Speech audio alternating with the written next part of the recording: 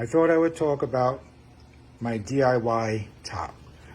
This product is designed to eliminate glare with halogen lights on the ceiling in offices and stuff like that.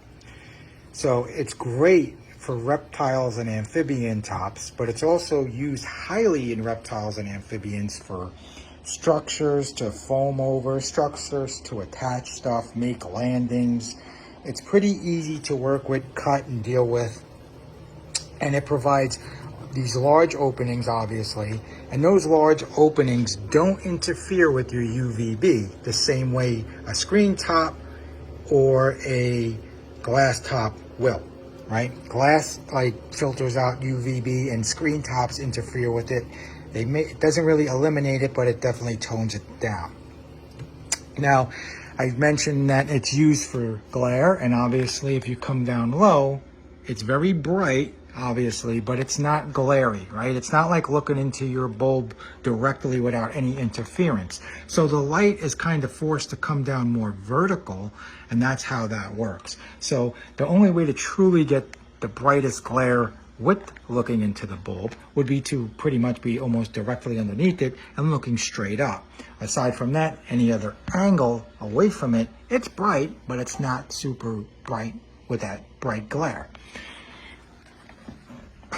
Now what this does, and it can be helpful, is that because it's making the UVB and lighting come down more vertical, it keeps certain areas higher intensity UVB, and it tones down the UVB as the frogs move away from those areas. So as he moves around this enclosure, wherever he's sitting, he's not getting, or he's not stuck in one zone.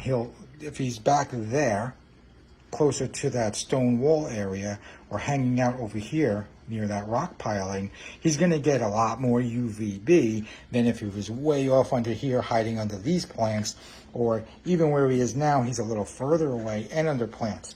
So he's not always getting the most intense, and he's falling in different zones. There's absolutely nothing wrong with that. That's what you would want to go for anyway.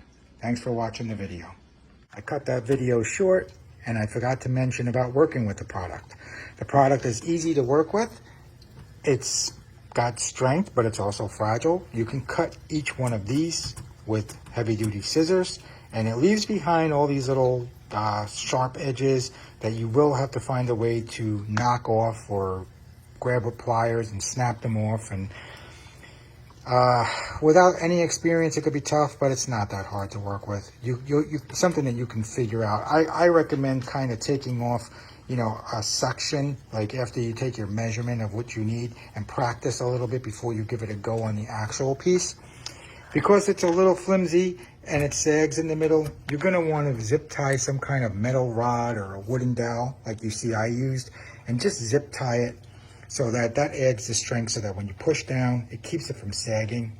I created for myself, let's see if I can do this with one hand, I created this ledge. You see, I just cut out a small section, zip tied about 2 boxes over, right? Left 2 boxes on this side free, and that's the ledge for this to rest on, so that this side doesn't sag.